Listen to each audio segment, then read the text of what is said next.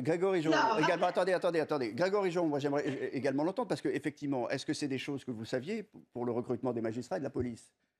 Ce qui a été... Si, oui, la police, il a annoncé, c'est à peu près la 25e fois qu'on entend qu'il y a en effet 40 C'était les brigades promesses de de campagne des gendarmerie magistrats et des qui brigades. vont être créées. Et non, il n'y a rien de nouveau pour nous. Ce qui est nouveau, c'est qu'on nous a, même si on était nous contre la réforme des retraites, majoritairement dans la police, parce que tous les policiers sont syndiqués ou presque, et tous appartiennent à des grandes centrales syndicales, et on fait partie des 94% d'actifs qui étaient opposés.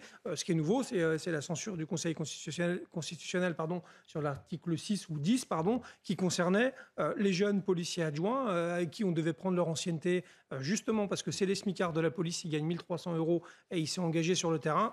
Eux, pour le coup, on leur enlève en plus le seul petit truc intéressant qu'on avait dans cette réforme des retraites, si tant est qu'il y en avait. Si vous avez encore 1 minute 30, une dernière question de Jean-Christophe Couvis, secrétaire général unité SGP Police, qui est sur le plateau. Et bonjour monsieur le député, je crois que vous êtes passé par le ministère de l'Intérieur dans une autre vie. Et justement, je voulais savoir, en fait, ce qui m'a gêné, moi, dans l'histoire, c'est qu'effectivement, le Conseil constitutionnel a retoqué effectivement 6 articles qui ont été invalidés.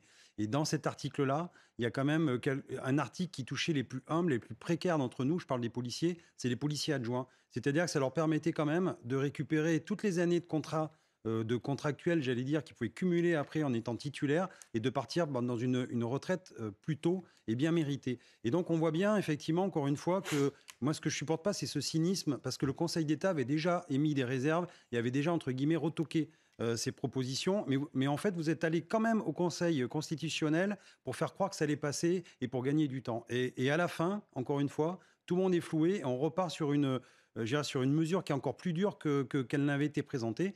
Et franchement, je peux vous dire que tous mes collègues, notamment qui sont policiers adjoints, et il faut savoir qu'il y a un fonctionnaire sur deux, enfin un policier sur deux qui est passé en étant policier adjoint, je peux vous dire que ce soir, ils sont un peu dans un trouble aussi.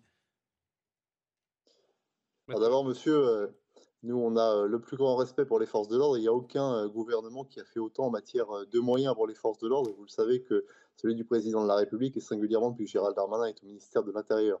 Cette disposition, ce n'est pas nous qui l'avons contestée devant le Conseil constitutionnel, ce sont les oppositions. Et au cas d'espèce, si je ne me trompe pas, elle a été contestée par le Conseil, non pas sur le fond, mais sur la forme. Ce qui veut dire qu'un autre vecteur législatif pourra la reprendre et nous souhaitons évidemment qu'elle puisse être reprise et appliquée dans les faits.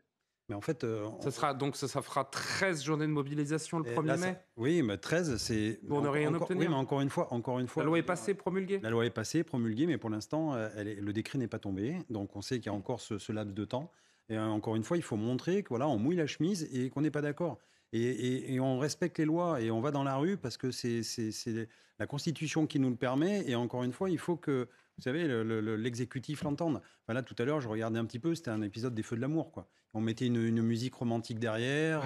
Il y avait presque... on mimait l'amour avec le pays et c'est pas possible. Enfin, on voit bien, il manquait, vous savez, les petits filtres aussi. Il manquait le consentement, peut-être. Je vois bien, C'était bon, on y était, quoi. Et donc, on voit bien que voilà, il a le robinet pour ouvrir les vannes sociales, pour calmer le jeu. Le 1er mai. À lui de savoir maintenant comment il ouvre, mais il faut qu'il ouvre les vannes. Et surtout, encore une fois, regagner la confiance des syndicats. Enfin, je veux dire, quand on a pris des vestes et qu'on a tendu la main et qu'on nous a mis un peu dans le coin, en plus, il est boxeur, d'après ce que j'ai compris, donc il sait ce que c'est que d'être dans les cordes. Et à un moment donné... Macron Ah, il aime bien la boxe. Ouais. Ah oui. Ah oui, c'est un boxeur. Je sais qu'Édouard Philippe pratiquait la boxe. Non, c'est un boxeur. Si, un boxeur qui a un bon niveau. Il paraît qu'il est bon. Ouais. Et voilà, mais donc c'est le roi de l'esquive dans la boxe, c'est ça en fait. Hein, voilà. C'est soit on encaisse, soit on esquive. Bon. Et donc du coup, je veux dire, l'idée c'est de regagner la confiance. Alors c'est 100 jours. Ok, on les met sur la table. Ça nous amène au 14 juillet. C'est effectivement 100 jours. C'était Waterloo. C'était le retour de Napoléon. Je vous rends ça. Maître Morel, c'est pas de moi, c'est de vous. Mais je veux dire, voilà, c'est 3 mois, c'est 100 jours, c'est long et pas long. Et c'est-à-dire, qu'est-ce qui va se passer ?